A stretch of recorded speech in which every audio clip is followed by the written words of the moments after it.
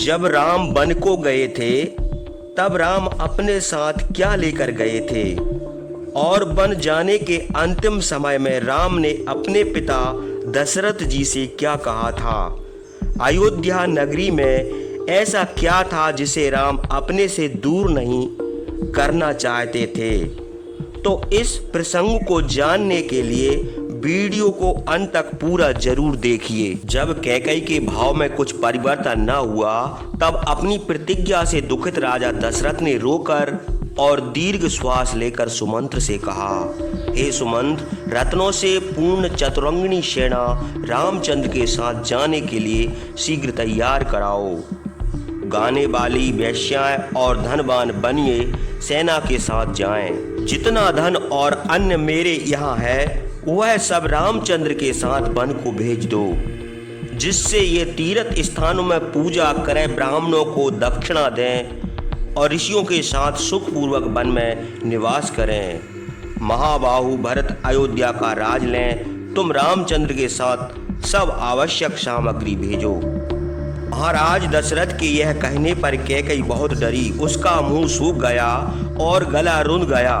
वह राजा के सामने होकर बड़े दुख से और डर के साथ उनसे कहने लगी, जब इस राज का धन और सब मनुष्य वन को चले जाएंगे तब धनहीन भोगहीन आसार राज लेकर भरत क्या करेंगे।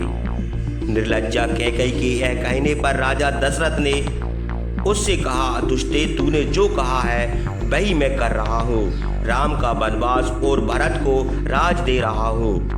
अब तूने यह कैसी बात शुरू की है? क्या तू चाहती है कि रामचंद्र अकेले वन को जाएं? उनके साथ सेना और धन ना भेजा जाए। वर मांगते समय तूने यह कुछ नहीं कहा है। दशरथ का क्रोधपूर्वक यह वचन सुनकर कैकेयी उनसे दूना कुपित हो गई और कहने लगी, तुम्हारे ही वंश में राजा सगर हुए थे जिन्होंने अपने ज्येष्ठ पुत्र असमंज को घर से निकाल दिया था। उसी तरह तुम भी रामचंद्र को वन को भेजो। कैकेयी की यह बात सुनकर महाराज दशरथ ने केवल इतना ही कहा, धिक्कार है तुझे। वहां के सब लोग लज्जित हो गए, किंतु कैकेयी यह ना समझ सकी रामचंद्र असमंज की तुलना कैसे हो सकती है। तब राजा दशरथ के बूढ़े मंत्री शुद्ध स्वभाव सिद्धार्थ कैकेयी से बोले, असमंज बड़ा मूर्ख था। वह मार्ग में खेलते हुए बालकों को पकड़कर सरयू में फेंक देता था और बड़ा खुश होता था। उसकी यह दुष्टता देखकर नगर वासियों को बड़ा क्रोध आया। वे राजा के पास जाकर बोले, महाराज, आप चाहें असमंज को इस नगर में रखिए या हम लोगों को रहने दीजिए। राजा सगर ने उनसे पूछा, असमंज से तुम लोगों को क्या भय है, सो मुझे कहो। राजा के पूछने पर नगर वासियों ने कहा, महाराज, आपका पुत्र असमंज खेलते हुए हमारे लड़कों को मूर्खता के कारण पकड़कर सरयू में फेंक देता है और बड़ा प्रसन्न होता है। नगर वासियों की यह बात सुनकर राजा सगर ने उनका प्रिय करने के लिए अपने दुष्ट पुत्र को त्याग दिया।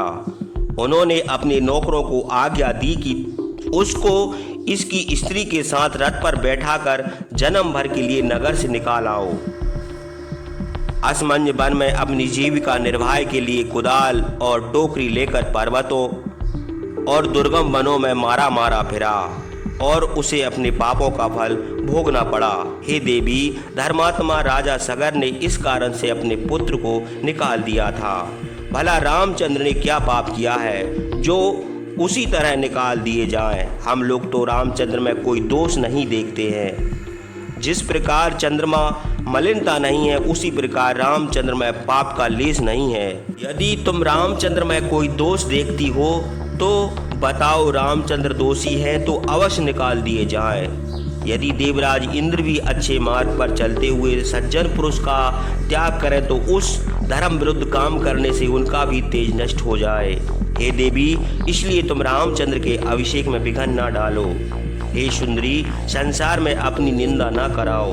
सिद्धार्थ की यह बातें सुनकर राजा दशरथ ने दुखित होकर क्षीण स्वर में कैकई से कहा, अरे दुष्टे, सिद्धार्थ की कही हुई यह हितकर बात है जो तुझे पसंद नहीं आई, इससे निश्चय है कि तू अपना और मेरा भला नहीं समझती। मेरा काम अच्छा नहीं है।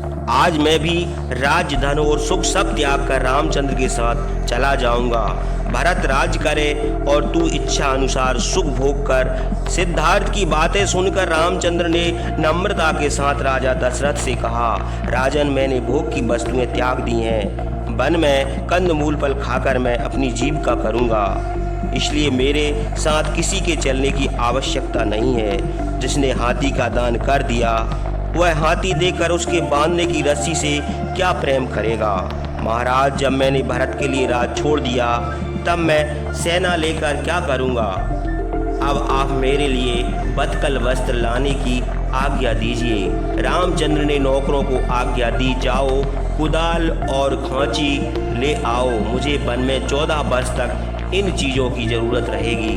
रामचंद्र की यह बातें सुनते ही कैकई स्वयं उठकर बतकल वस्त्र ले आई और लज्जा छोड़कर बहुत से मनुष्यों के सामने रामचंद्र से बोली, यह लो। रामचंद्र ने कैकई के हाथ से बतकल वस्त्र ले लिया और अपने महीन कपड़े उतारकर मुनियों के पहनने योग्य बतकल वस्त्र पहन लिया। लक्ष्मण ने भी पिता के सामने ही अपने सुंदर वस्त्र उतारकर मुनियों के वस्त्र पहन लिए, किंतु रेशमी वस्त्र पहनते वाली सीता बतकल वस्त्र देखकर उसी प्रकार डरी जैसे जाल को देखकर हिरनी डरती है। और अयोध्या नगरी राम को बहुत ही आनंद आई थी। अयोध्या नगर के चौक चौराहे राम के मन को बहुत ही भाते थे। नगर के बासुई पशु पक्षी भी राम को बहुत प्रिय थे, लेकिन राम जिसे अपने से दूर नहीं रखना चाहते थे वह थी रामचंद्र जी की माता कौशल्या, जिसे राम अपने से दूर नहीं रखना चाहते थे। 14 वर्ष वन को जाते समय अपनी माँ को देखकर भगवान राम बहुत दुखी हुए थे।